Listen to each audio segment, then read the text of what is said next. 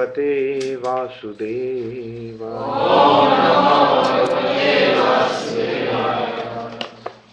Srimad Bhagavatam,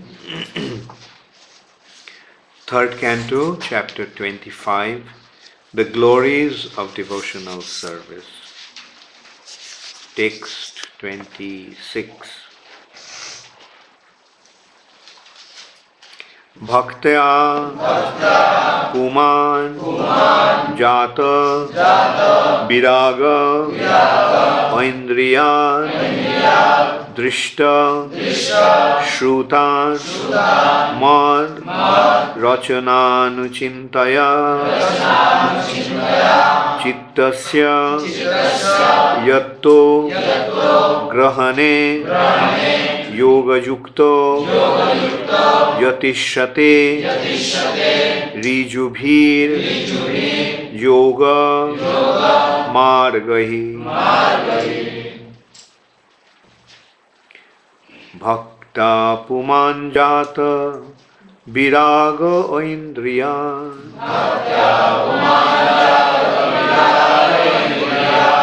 dṛṣṭa-śrutān mad-racanānucintayā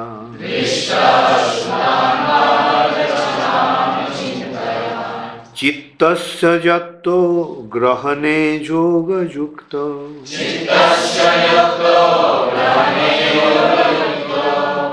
yatiṣyate ṛjubhir yoga-mārgaiḥ. Bhaktyā pumāñ jāta-virāga aindriyād dṛṣṭa-śrutān mad-racanānucintayā cittasya yatto grahaṇe yoga-yukto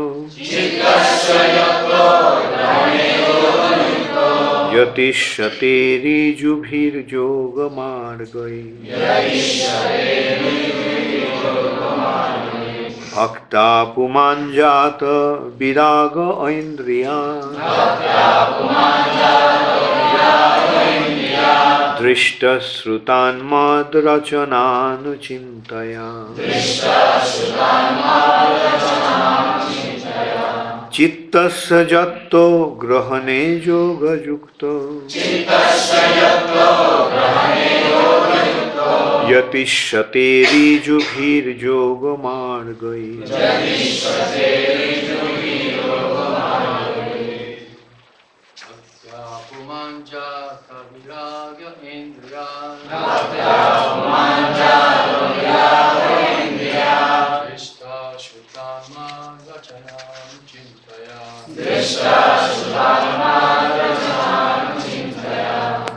Cittasya yatto grahaṇe yoga-yukto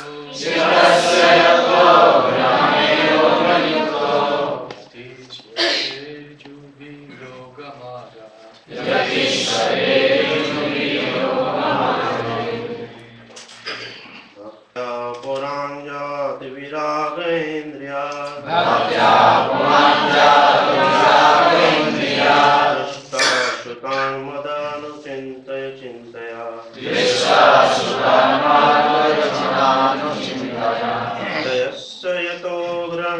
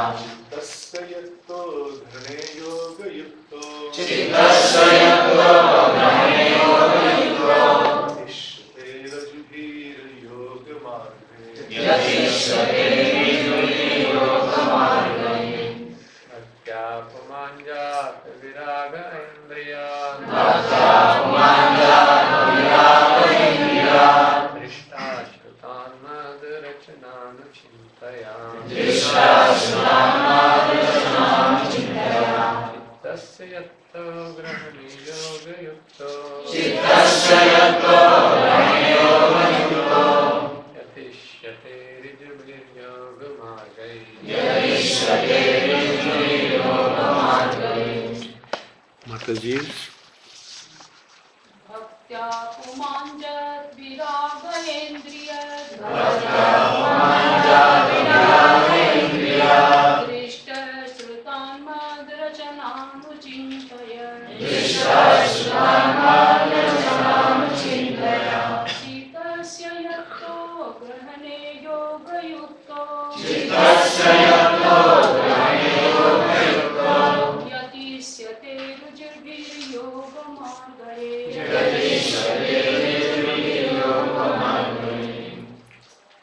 Bhaktyā, by devotional service. Pumān, a person. Jāta-virāga, having developed distaste. Aindriyād, for sense gratification. Dṛṣṭa, seen in this world.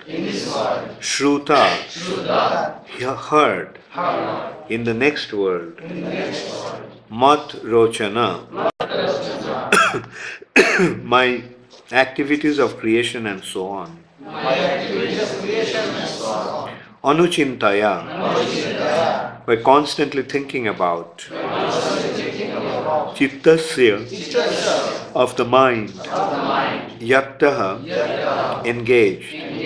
grahaṇe, in the control. yoga-yukto, situated in devotional service. yatiṣyate, will endeavor.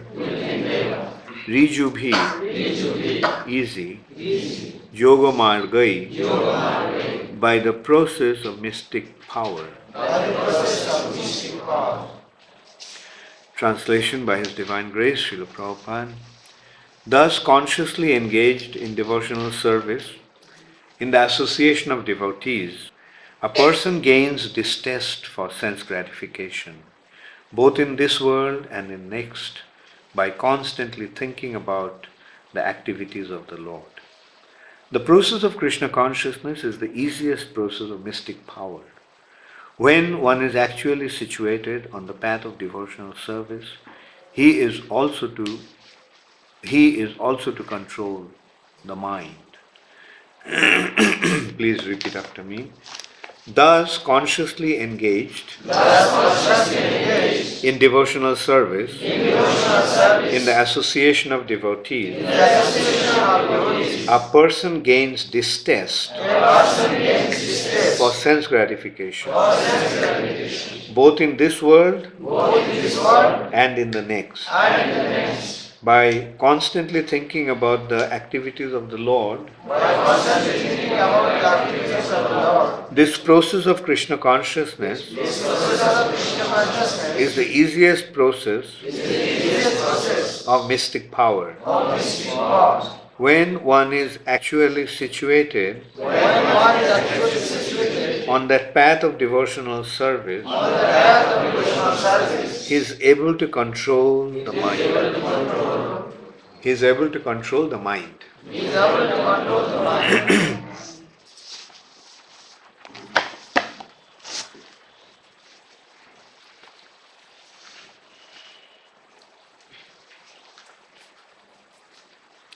Purport by Srila Prabhupada.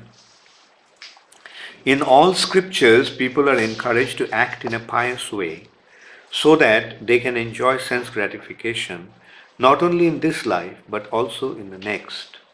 For example, one is promised promotion to the heavenly kingdom of higher planets by pious, fruitive activities.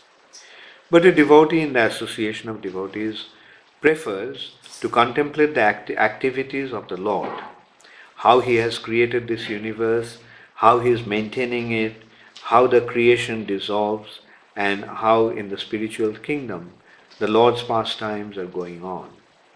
There are full literatures describing these activities of the Lord, especially Bhagavad Gita, Brahma Samhita, and Srimad Bhagavatam.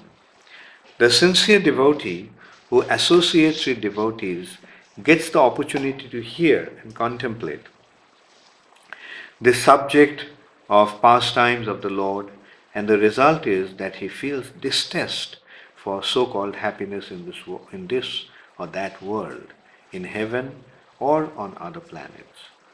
The devotees are simply interested in being transferred to the personal association of the Lord. They have no more attraction for temporary so-called happiness. That is the position of one who is yoga-yukta. One who is fixed in mystic power is not disturbed by the allurements of this world or that world. He is interested in the matters of spiritual understanding or the spiritual situation. This sublime situation is very easily attained by the easiest process, bhakti yoga. ṛjubhir yoga-mārgaiḥ. A very suitable word used here is ṛjubhir, or very easy. There are different processes of yoga-mārgaiḥ, attaining yoga perfection, but this process, devotional service to the Lord, is the easiest. Not only is it the easiest process, but the result is sublime. Everyone therefore should try to take this process of Krishna consciousness and reach the highest perfection of life.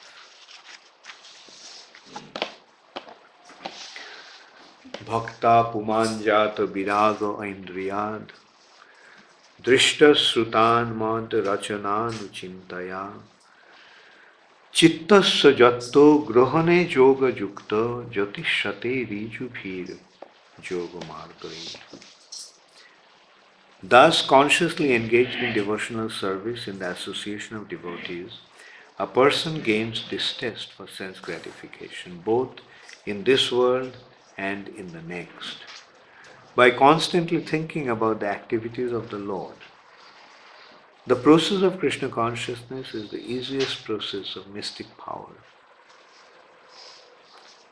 When one is actually situated on that path of devotional service, he is able to control his mind. So Kapil Dev's instructions are so wonderful. That's why Prabhupada actually separately got this book printed as the teachings of Lord Kapila. The teachings of Lord Kapila.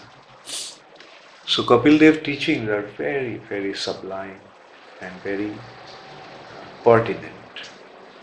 He is giving a very clear understanding of Krishna consciousness. That's why this chapter has been entitled as the glories of devotional service.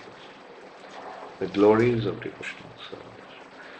Through this chapter we can really understand what the devotional service is, the glory of devotional service properly. Like here we are seeing Kapil Dev's instruction is, previous verse's instruction was also very important. Previous verse was Satan Prashangan Mama Birja Samvida. The importance of association of devotees have been described. Mama Birja Samvida Bhagavat Katha. That is, Satan, how does it happen? Satan Prashangan. In the association of devotees, we understand the importance of Krishna consciousness. The powerful Birja Samvida Krishna Anu Katha. Satan Prashangan Mama Birja Samvida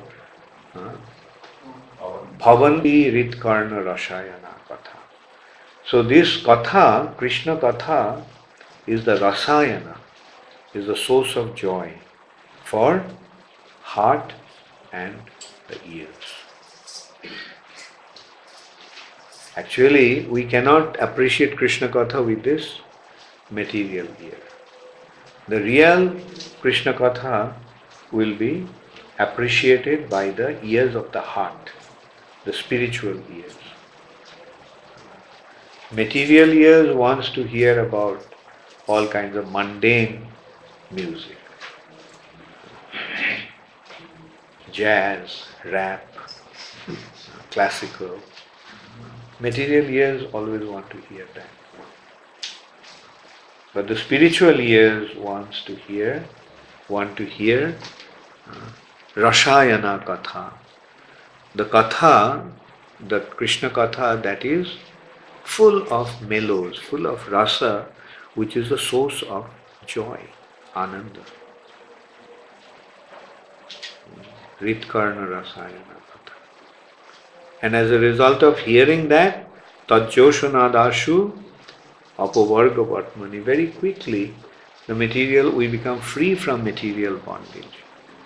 And Shraddha Ratir Bhaktir Anukramishati. We develop Shraddha. Shraddha Shabde Vishwas Kahe, Shudrira Nishchay, Krishna Bhakti Koile Sarva Karma Krita. Shraddha has been defined in this. What is Shraddha? Shraddha means that implicit faith, that firm faith, that if I serve Krishna, then everything is done. All my activities, all my duties, all my responsibilities are fulfilled just by serving Krishna. That is Shraddha. In the material nature, we have so many duties. Oh, I have to maintain my family. Oh, I have to earn money. Oh, I have to become famous. Oh, I have to become so many things. But Shraddha means Sarva Dharman Parityajya. Give up all those nonsense. They are all nonsense. Nonsense means they don't have any sense. Your so-called duties in the material nature doesn't actually have any sense. What really matters is service to Krishna. Now, if you serve Krishna, does it mean that your family will not be maintained? If you serve Krishna, does it mean that you have to starve? If you serve Krishna, does it mean that you have to become bereft of everything? No. You are serving Krishna, and what is the result of your serving Krishna? How many of you are serving Krishna? And what is the result of serving Krishna? Are you in poverty-stricken condition? When you serve Krishna, then every sarva karma krita hai, all the responsibilities are fulfilled. Whether you are a brahmachari, whether you are a banaprastha, whether you are a sannyasi, or whether you are a household.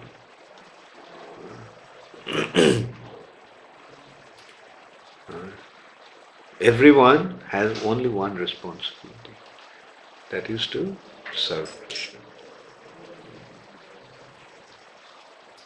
So that is the meaning of Shraddha. So on Shraddha, spiritual life, devotional service actually begins from Shraddha. Adau Shraddha. Adau means at the beginning. Right? For devotional, how does the devotional service begin? Devotional service begins with Shraddha. And Shraddha means serving Krishna is the only business I have.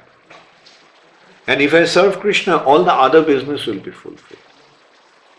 In this respect, Prabhupada once mentioned, why Chaitanya Mahaprabhu took sannyas at such a young age? And Chaitanya Mahaprabhu took sannyas at the age of 24. And in what kind of situation Mahaprabhu took sannyas? How many of you know what was the situation of Chaitanya Mahaprabhu's household when he took sannyas? Yes, Shampyari? His mother was widowed, then his wife was young, 16 years old, and her elder brother also left house. Very good. Very good. Now consider, there was no male member in the family. No mother, old mother, young wife, and he left. And it appears to be such a cruel act. that leaving a young wife and old mother, he left home. But Prabhupada is saying, by taking sannyas in this way, Chaitanya Mahaprabhu reassured everybody that whatever is your household situation, don't worry, Kṛṣṇa will take care. Whatever your responsibility, don't worry, Kṛṣṇa will take care.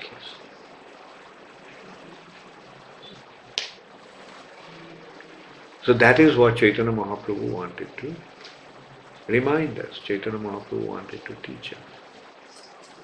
Don't worry, just become engaged in serving Kṛṣṇa. And Kṛṣṇa will take care.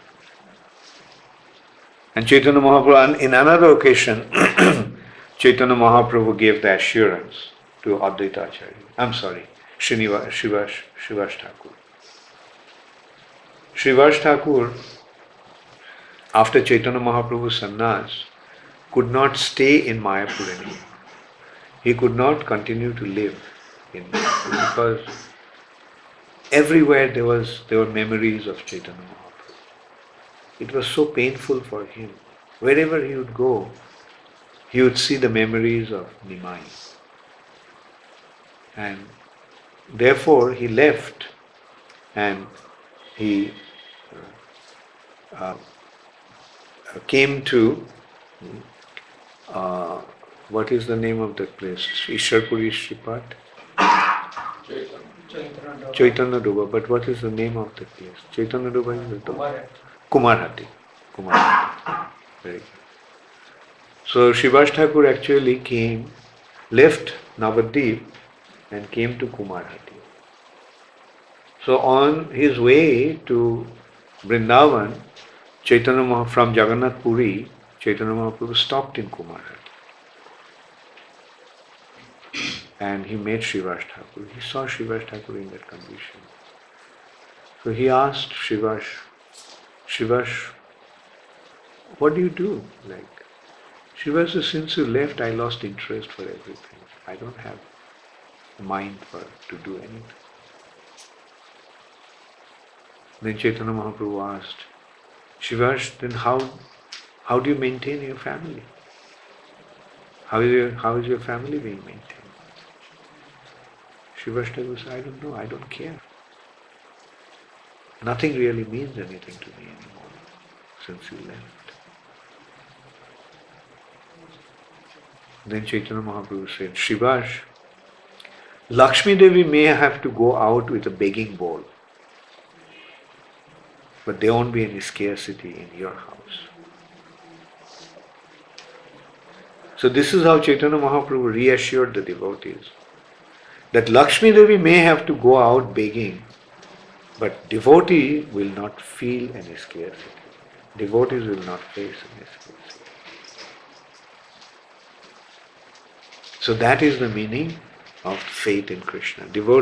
Kṛṣṇa has given that assurance. Chaitanya Mahaprabhu has given that assurance, and we have to act with that assurance. That we are serving Kṛṣṇa and we don't have to worry about anything. Kṛṣṇa will provide. Not that Kṛṣṇa will always provide. Sometimes Kṛṣṇa may put us through scarcity, like the Pandavas. In one day, they were the Samrat. Yudhishthir Maharaj became the king of the entire earth planet. By performing Rajasuya Yajna, the purpose of Rajasuya Yajna is to bring all the kings of this world under his domination, his control. So by performing Rajasuya Yajna, that is what Yudhishthir Maharaj achieved. All the kings of the world admitted to his ruling. And how did they admit it? By paying tax. They would pay tax to Yudhishthir Maharaj. That is a sign that they are subordinate to Yudhishthir Maharaj. So Yudhishthir Maharaj was in that situation. And in one day, just in one day, in few hours' time, they lost everything. And been humiliated so badly. although they were the most powerful people in this planet, they could deal with the demigods and defeat them. Arjun could actually deal with all the demigods. He was so powerful. He dealt with Lord Shiva. Arjun was so powerful that he fought with Lord Shiva. That is how powerful. And Lord Shiva couldn't defeat him. So finally Lord Shiva was so pleased with him that he gave him the benediction. So such a powerful person, can you imagine, like such a powerful individual, Bhim, he had the strength of 10,000 elephants. Bhim could just grab an elephant by its legs and rip it apart. And that was a child's play. When he has the power of 10,000 elephants to kill one elephant, what is the big deal? That's what he did.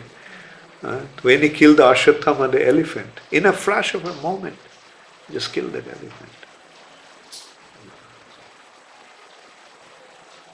He was so powerful that a Rakshasa, Baka, was hitting him with the uprooted huge tree at the back. And Bhima just looked at him, turned his face and kept on eating. as if nothing happened. And similar thing also happened when Bhima met with Ghatotkacha for the first time. Ghatotkacha is his son, but Ghatotkacha didn't recognize Bhima. So Ghatotkacha was hitting him. And Bhima said, okay, scratch my back a little hard.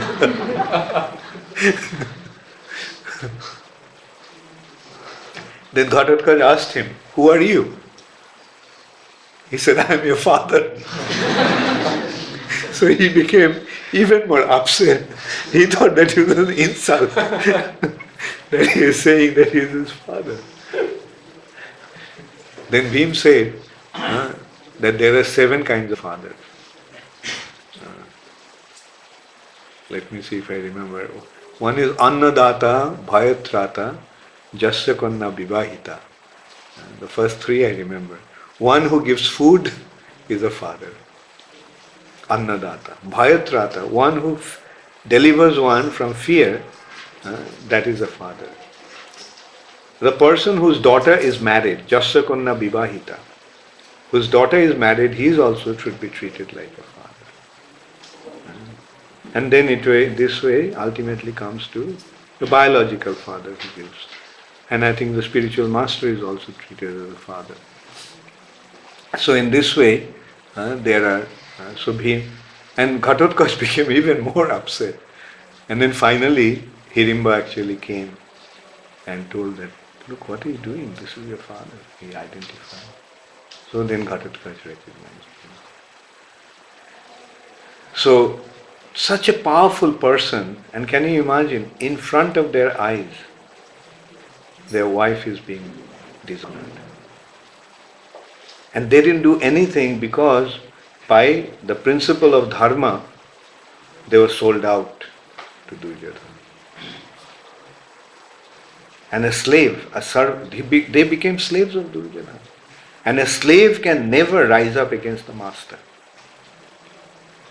And that's why they didn't do anything. So Kṛṣṇa puts his devotees sometimes in a most wonderful situation, and in a flash of a moment Kṛṣṇa can put his devotee into a most distressful situation. It is not that Kṛṣṇa will always pamper us. Kṛṣṇa sometimes may put us in a very, very difficult situation. But why does Kṛṣṇa put us through these situations? Simply to increase our faith in Him. Simply to make us more and more dependent upon Him.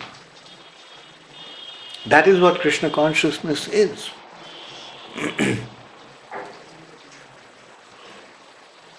But the ultimate result is that Kṛṣṇa will take his devotee back to his own abode. And that is the most wonderful reward for devotional service. First thing is Kṛṣṇa protects. Kṛṣṇa will always protect. If we serve Kṛṣṇa, Kṛṣṇa will protect us.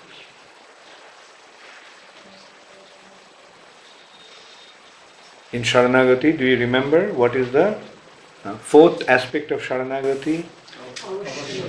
Very good. Avashya rakhive Kṛṣṇa vishwas phale. That Kṛṣṇa will positively protect me. That faith. Kṛṣṇa will protect me.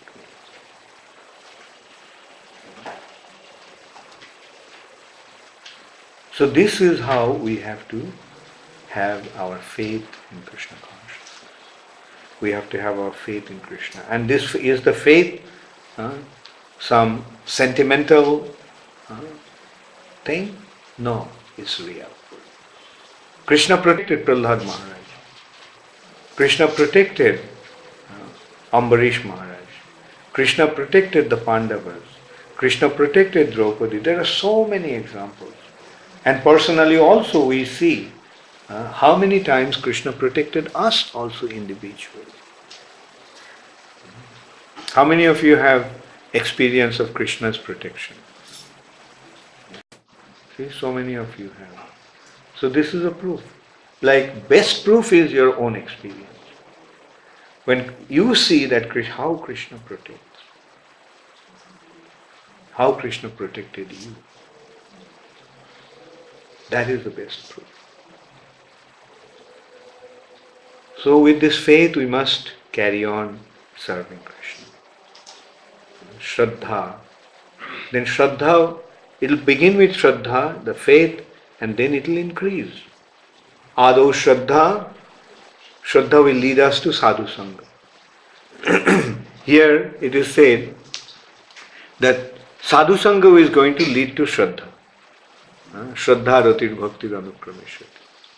But again, we are seeing that Shraddha will lead to Sadhu Sangha. Which actually means, although our devotional life will begin with Sadhu Sangha, but due to Shraddha, we will actually understand the importance of Sadhu Sangha. Shraddha, ratir, Shraddha, Sadhu Sangha, Bhajana Kriya, Anartha Nibritti, Nishtha, Rati, Ashakti, Bhav, Prem. So in this verse it is pointed out that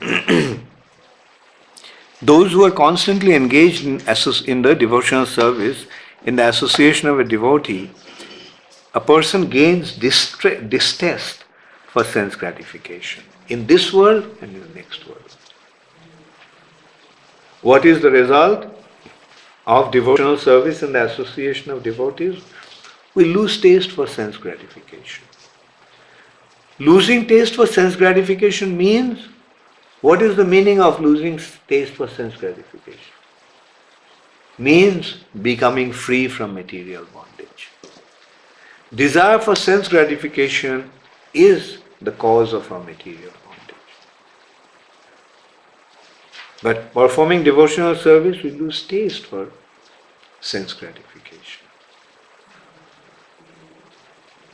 And how does it happen? It happens param dṛṣṭva, by getting the higher taste. We render devotional service and we get the taste of devotional service. And then that makes us realize the futility of material sense gratification, material attachment. And then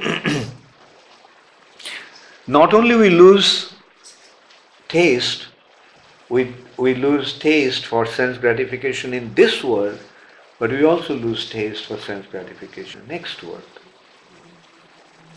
Actually, some people, especially the Vedas in Karma Kanda, is actually directing that next world is the goal. In this life you suffer by performing austerities, and in the next life you'll enjoy. Just like now you go to school and colleges and universities, and perform a lot of austerities. In school and colleges, what do you go through? You go through austerities. Studying means austerities. You want to play, but you have to sit down and study. You want to go out and do so many things, but you have to study. That's the austerity you perform. Why you perform that austerity? So that you can get a good job afterwards. So this is the general tendency. Suffer now to enjoy later. But in Mahabharata there is a story of one sage. He was told, the chariot came from Svargaloka, heavenly planet, to take him to the heavenly planet. And so he asked the chariot driver who came to take him, who came to escort him to the heavenly planet, please tell me, what is heavenly planet like? And he started to describe the heavenly planet as such a wonderful place to be in. You can just, it's a most beautiful place, full of beautiful palaces, full of beautiful gardens, full of beautiful flowers. And then there is no fatigue. It's all fun. You never get tired. You drink somaras and you get rejuvenated. And there are so many beautiful girls to enjoy with, apsaras. And then there are beautiful musicians, gandharvas and kinnaras. They will sing songs for you when you are enjoying with your girlfriends. So all kinds of facilities are there.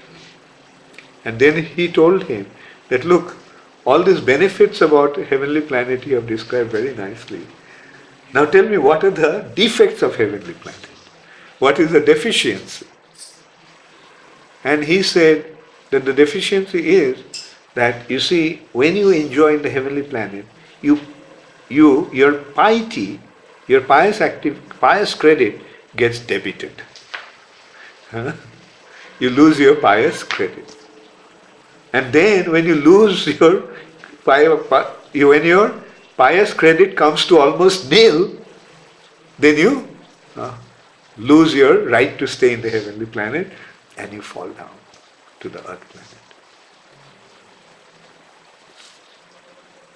Then the sage was very smart, very intelligent. He said, if I have to come back again to the earth planet where I am already in, what's the point in going there? If I have to come back here again, then why should I go for some temporary enjoyment? Now in this way, indirectly Mahabharata is actually pointing out that the heaven is not the real goal. And this he said that, can you tell me about some place where there is an uninterrupted enjoyment and from there I don't have to come back again. Of course, this chariot driver said, so I don't really know about such a place. But indicating that if you come across, there is a place like that, and if you come across the right person, he will give you the information of that place. Who is that person? He is a devotee. Devotee comes and tells you a place which is beyond heavenly planet, beyond this material nature, beyond Brahmajyoti. That is the spiritual sky. Jad gatvana nivartante. Once you go there, you don't have to come back. Tadhama paramam mama. That is my param dham. So the goal, ultimate goal is actually param dham, Krishna's own abode. And now the point is, the yoga is the process of going there. But then in this verse, Kapil Dev is pointing out that the way to go to that place is actually bhakti yoga. Yoga is the way, but it's bhakti. All the other yogas that are there, they're yogas because they're mixed with bhakti. Without bhakti, they are not yoga. Karma plus bhakti is karma yoga. Jnana plus bhakti is jnana yoga. Dhyana plus bhakti is dhyana yoga. And then he is pointing out, although these are the other methods, other processes, But the easiest one is bhakti. Pure bhakti, plain bhakti, simple bhakti. Just serve Kṛṣṇa and you don't have to do anything. Just try to love Kṛṣṇa and express that love, and you don't have to do anything. Just serve Kṛṣṇa in the association of devotees. Ṛjubhir, Prabhupada is pointing out. This is a very easy way. Ashtanga yoga, can you imagine what you have to do? Can you sit cross-legged for 1 hour? Padmasana in lotus posture? How many of you can do lotus posture?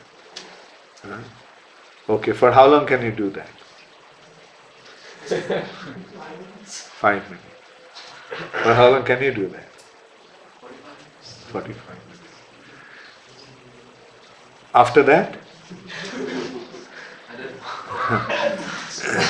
Now, there are asanas, some asanas. Do you know Mayurasana? No, Mayurasana. Do you know what is the Mayurasana like? You know? What is the Mayurasana like?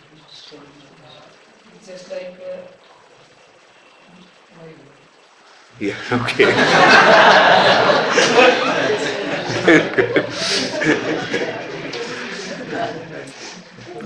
Mayurasana is you rest your body on these arms. And then you lift your body all the way, resting on your arm. Okay, now before that, let us go to the thing. Do you know Shirshasana? Headstand. Stand on your head.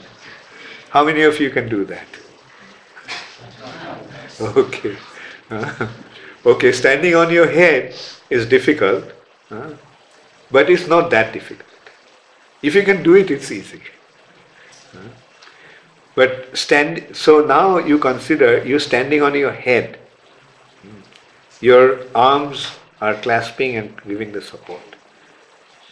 Now it's not like that. Your arms, you are resting your body, lifting your body on this arm.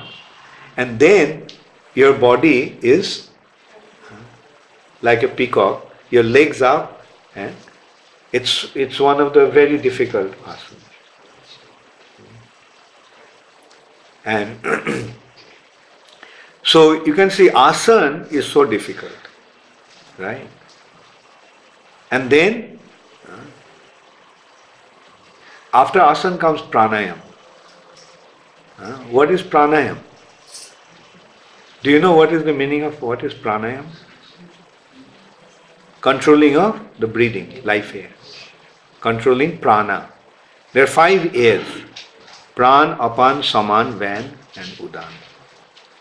So out of that, prana is the most important because the prana is retaining the soul within the body.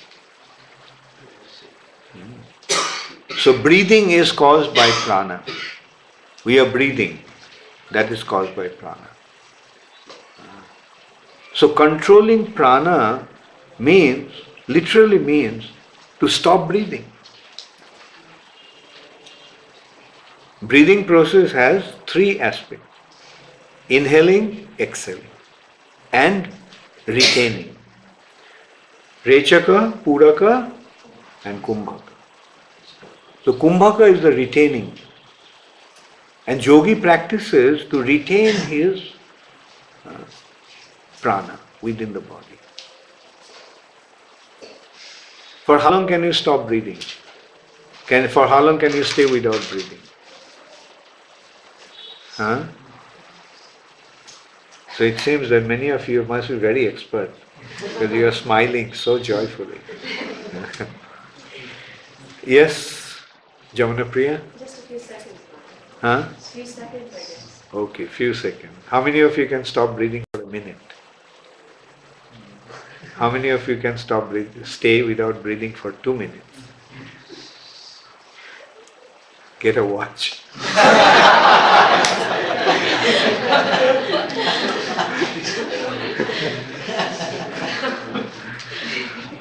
When we were young, we used to do that. We used to go underwater and we used to try out who can stay the longest. And somebody used to count time with watch. And we used to count time by counting 1, 2, 3, 4, 5, 6. But can you imagine for a yogi, for how does it stop? Okay, I'll tell you one thing. Like, how many of you went to Kumbh Mela this year? Haridwar? Which tent was most popular? Pilot Baba. Why Pilot Baba's tent was so popular? Do you know? Huh? Right, very good. And where is this lady from? Japan. This lady is from Pilot Baba, has a disciple from Japan, and she was going in Samadhi. How was she going in Samadhi? She was going into a box, and the box was buried underground. And it stayed, kitna samay tak raha? 30 days. 30? 30 days. No. No, 7 days. Huh? She stayed underwater, under the thing for 7 days? I thought some hours. So now, is it? How did she do it? The simple question. Because of pranayama. So a simple Japanese lady can stay underground through pranayama for so many hours. Even if 30 days, no, 30 days. Somebody was claiming actually I was 30 days she has demonstrated. 30 दिन तक शायद दिखाया होगा. बल्कि कभी कभी जाती थी और लोग देखता था, and that's why this tent was so popular. And so just see, a person can control his breathing, that means stop breathing for so many hours. Now can you imagine what a yogi can do? I myself saw some. Once I came out of my house and I saw on the main road, there was quite a big gathering. A lot of people standing. It was in Calcutta. And I was curious and I went and I found that 2 legs are sticking out of the ground. That is, somebody is half buried, head downwards, and his legs sticking out. I said, okay, fine, what to do? He's doing it. And I left. And I think I came back after about 2 hours or 3 hours. And I saw the crowd still there, and I saw the boy. From the legs I could see that it was a young boy's leg.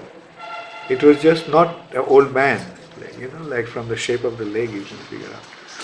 And I could see that it's sticking out like that still then for 2 hours, 3 hours. So, so that is how these people control the breathing through the process of pranayama. It's a science. It's an exercise through which one achieves perfection. Now can you imagine what a yogi does after so much methodical practice? How does a yogi live for so long? A yogi lives for so long through this process of pranayama. So now, mind you, the pranayama is not the ultimate goal of yoga. It's only the 4th stage of yoga. What's the 5th stage of yoga? Is pratyahara. Pratyahara is performed after achieving perfection in pranayama. Pratyahara means withdrawal of the senses. The senses are completely withdrawn from outside and projected inside. Then begins dhyan, meditation. And then dharan, and then finally samadhi. The samadhi is the stage when a jivatma sees the Paramatma in the heart. Can you imagine how difficult the process is? Some yogis practiced for thousands of years and still they could not achieve perfection. Whereas bhakti, as Kapil Dev is pointing out, bhakti is performed so easily. Like we are seeing, are you all performing bhakti? Is it difficult? Is it difficult? How many of you think that it's difficult? It's difficult. Why is it difficult? Because it's not so easy to always concentrate. For bhakti, are you doing bhakti or are you doing meditation? Then you are doing bhakti. Bhakti means what? It's to remember the Lord and being in devotional service. No, bhakti literally means to serve the Lord. When you serve the Lord, say, think of some service to the Lord. Think of some service. Like I do them dance. Is it difficult? Then, But I should do one. what is the but? So while doing it, I should not speak of the Lord. Not necessarily. Like, say somebody is making a garland for you. Do you really care whether he's thinking of you all the time when he's making the garland? Or when you see the garland is beautifully made, then you appreciate the garland. Similarly, Kṛṣṇa, you see, bhakti is not how we are thinking of Kṛṣṇa. Bhakti is what we are doing for Kṛṣṇa. And the outcome of that is how Kṛṣṇa is seeing us doing that. Not how we are seeing Kṛṣṇa while doing that, but how Kṛṣṇa is seeing us doing that. And what is Kṛṣṇa is saying? Seeing. Kṛṣṇa is seeing whether you're doing it for yourself or whether you're doing it for him. That is the only thing Kṛṣṇa is seeing. Are you doing it for your name and fame? You're making a beautiful garland so that everybody will say, oh, Shanti Rupa made such a beautiful garland. Is it because of that you're doing? No. Why are you making the garland? For the pleasure of the Lord. And Kṛṣṇa will be pleased when he sees that you are just doing it for his pleasure. Is it difficult? So bhakti is not at all difficult. That's what Kapil Dev is saying. ṛjubhir, very easily executed.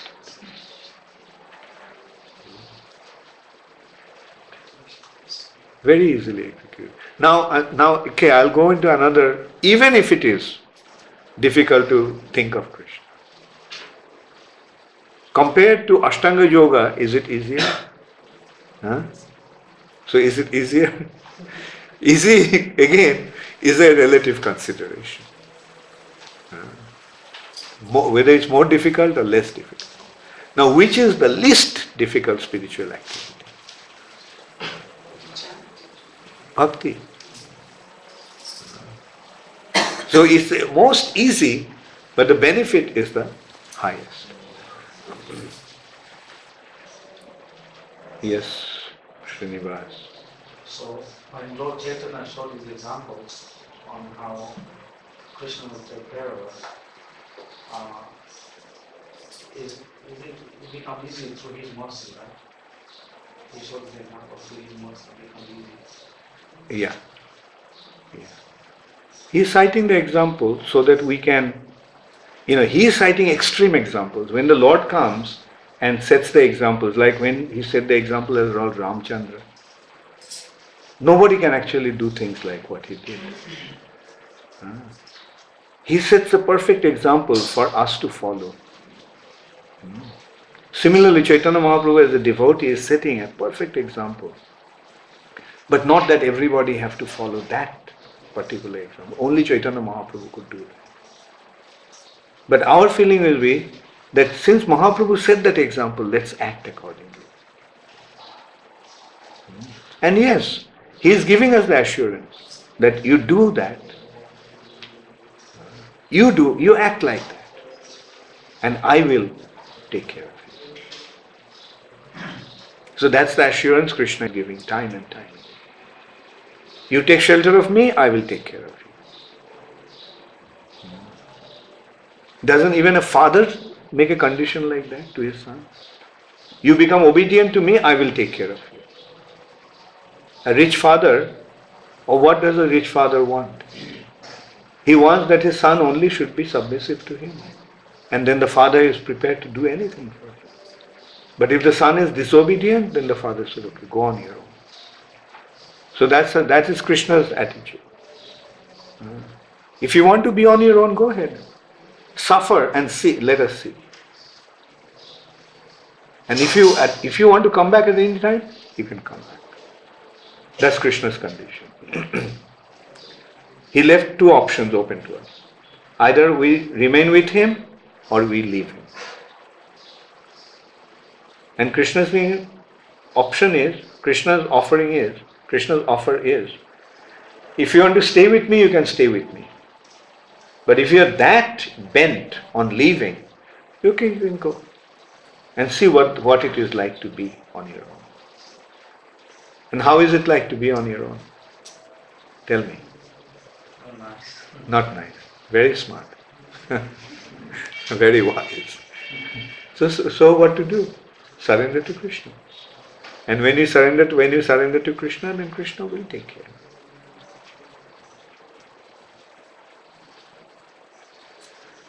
Yes, Radharani?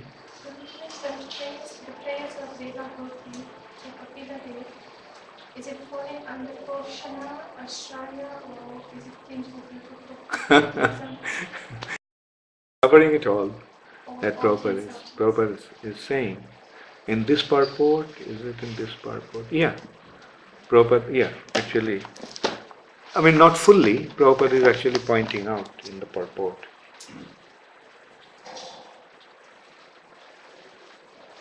But a devotee in the association of devotees prefers to contemplate the activities of the Lord, how He has created the universe, how He is maintaining it, how the creation dissolves, and how the spiritual kingdom of the Lord, how in the spiritual kingdom the Lord's pastimes are going on. There are full literatures describing these activities of the Lord, especially Bhagavad Gita, Brahma Samhita, Srimad Bhagavatam. So, it's 4 aspects are being described here. How the Lord creates, how the Lord maintains, how the Lord is performing His pastimes, and how the creation dissolves. So these are all different aspects of, as you said, Poshanam. The Poshanam aspect is the maintenance, how the Lord is maintaining. We get to see how He is maintaining everybody. I mean, for that we don't need to make a big research. We can just look around and see. You can ask anybody. Shankar, how old are you? 47. 47 years old.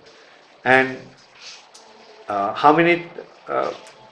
so, did you get your food every day for this 47 years? Who supplied that food? How much food you consumed? Right? Who gave that food? Right? So for 47 years, for 27 years or 74 years, we all are being maintained. Food, water, oxygen. Who is maintaining us? Krishna. So this is how we can see how Krishna is maintaining. And in this way He is actually maintaining not only us individually. Krishna is maintaining everyone in both the material and spiritual world. And do you know the dimension of the material world? And it's only a fraction of the spiritual world. How many living entities are there? Krishna is maintaining all of them.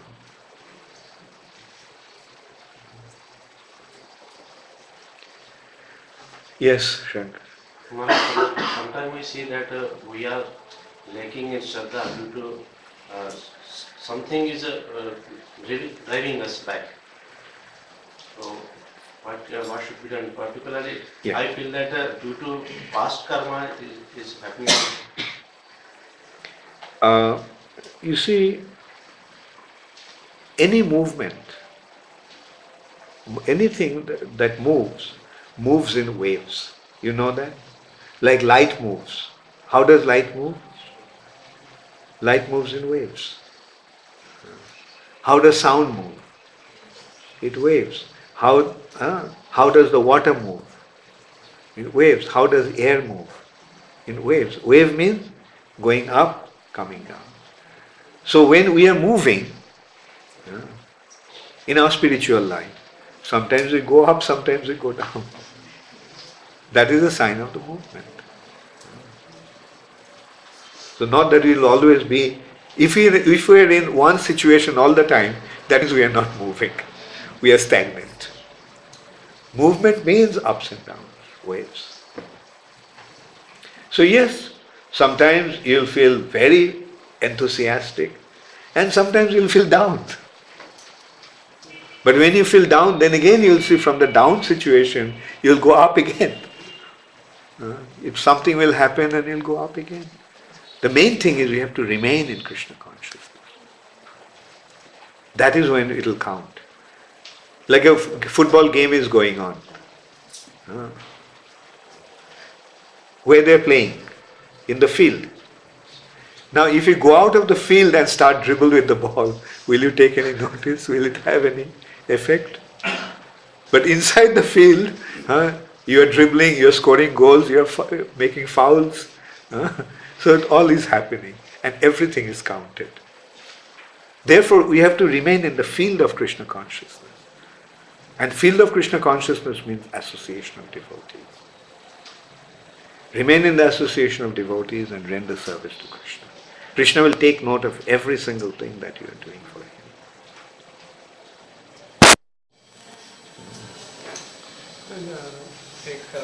This regarding point you mentioned about keeping faith in the Lord.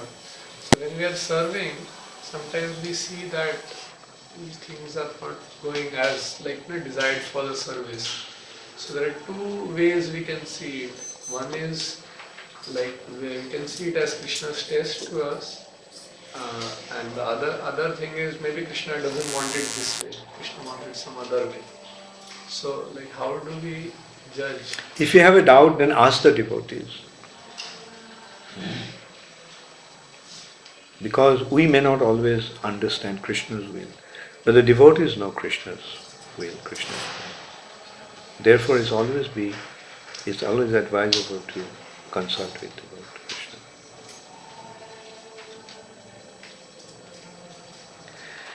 Okay, so I'll stop now. Thank you all very much. All glory is to Srila Gaur Premanand.